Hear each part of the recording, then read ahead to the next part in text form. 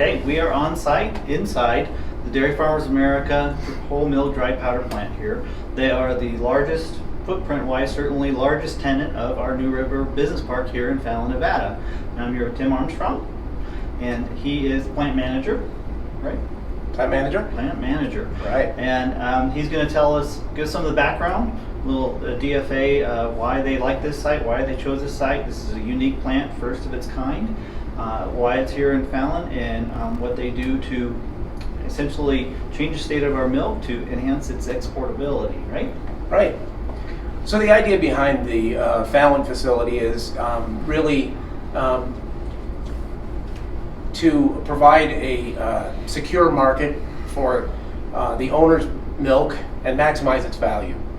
And this plant is served by 21 local farms with herd sizes ranging from 300 cows to I think it's about 3,200 as the top size.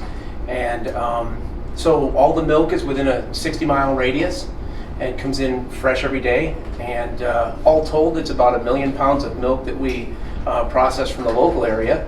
And then recently we've been bringing in milk also from some of the other DFA regions as well, and that puts us up around 1.5 million pounds of total milk processed a day.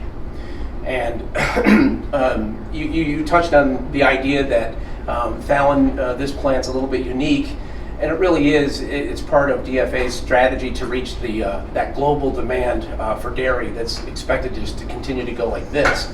And that market is kind of a tough market to get into. It takes the right stuff to really compete in that market, and so that's really what Fallon's about, is being able to compete in that kind of market.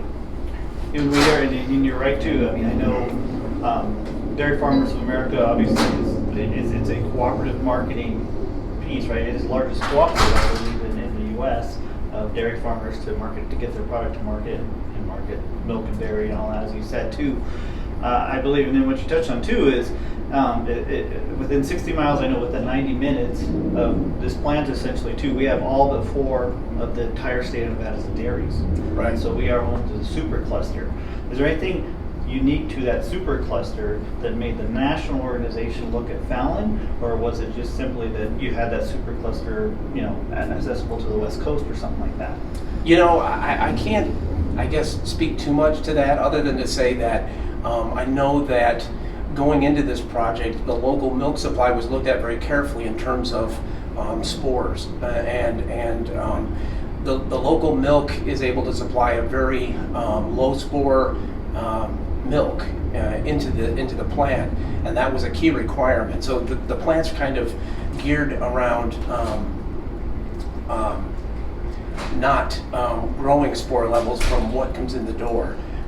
But certainly part of that is that milk supply coming in the door really has to be of the utmost quality, and it really is. So I have to think that probably factored into selecting this site for this operation. So the quality of milk, which has to do with probably the quality of the herds, quality of feed, and all that, I would imagine, how that occurs. As far as the change in state too, as I said, that's what you're doing. You're drying milk so it can last longer on the shelf, be shipped further regions. In economic development terms, as I said, that's we call it export enhancement, where we're able to increase our dollars for the products that we naturally produce here. Something I was curious about too. You said 1.5 million pounds. Which sounds like a lot of pounds. It is.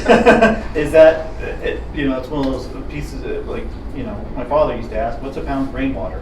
What's a pound of milk? Is that a 1.5 million pounds that goes out in the dry product? Is that 1.5 million pounds that you receive? Is there a 1-to-1 correlation, or actually is the change in state change, the measurements? That's a great question, and so I'll try to answer it a couple different ways that hopefully will help. So that's about 30 tankers of milk a day. So if you've seen the tankers on the road, that's probably about how many tankers that's equivalent to. They hold about, I want to say 5,000 gallons or so each. So in terms of gallons, now we're kind of down to that. That would be 50,000 pounds or so in a tanker. And so then in terms of the output, so we basically remove water. We adjust the milk components a bit, and then we remove water. So most of the milk is water. So we start with 1.5 million pounds of milk a day coming in the door, and that's going to be equivalent to about 210,000 pounds of, say, a whole milk product going out the back door. Okay, so that is quite a reduction there. Right. So that would be, let's see, in terms of bags, somewhere around maybe 3,500 of the 25 kg packages that we produce it in, probably something like that. Okay. Just doing rough math here, so. Okay. And as far as, so you said 30 tankers in a day, Mm-hmm. and I presume you have a measurement for your dried bags, like trailer-wise or pallet-wise or something like that. How much of that is ships out, like truckloads a day would you? So I guess that 210,000 would be the equivalent of probably, let's see, quick math here. We do 48,000 pounds on a truckload, let's say. So you've got, say, four truckloads of milk powder you might produce for all those 30 tankers of milk coming in the door. And the rest is water that, so the first stage of the process would be evaporation in a falling film evaporator. So we take that water off, and then we actually reutilize that water to clean the plant. It's actually category 1 water. We treat it, Okay. then we're able to reutilize it in the plant. So yeah, it's but a significant portion of that volume coming in is just water. So that's, and that effluent water, if you will, that is essentially what it is. If you said retreated water, Mhm. That's very smart use of water in our desert, Absolutely. where ag is our number 2 contributor, but our largest contributor for natural resources for sure. So that's very smart use of that. And if I did my math right, then I mean you're over 7 trucks of milk for every one that goes out with that product. So a 7-to-1 ratio, I would think, is pretty good for export enhancement there. Absolutely, and that's I think one of the primary strategic goals of the plant was to reach that global market. We certainly do market some of the product out of this plant into the domestic market, but probably most of the business is export in nature. So it's a major part of what this plant is about. Excellent. Well, we'd like to see a little more of the plant if we could, but otherwise, I think you've given us a great idea of why you're here, what you do, and let's try and highlight some other pieces if we can. Great. Thank you. Yeah, thank you.